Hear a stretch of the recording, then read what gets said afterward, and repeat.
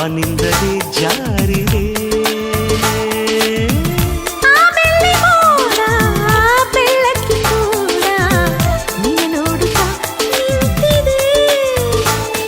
ಆ ಚೈತ್ರ ಚಿತ್ರ ಬರೆದು ಆ ಚಿತ್ರ ಜೀವ ತಳೆದು ಎದೆ ಭೂಮಿಯಲ್ಲಿ ಹಸಿರನ್ನು ಚೆಲ್ಲಿ ಹರುಷವ ಹರಡಿತು.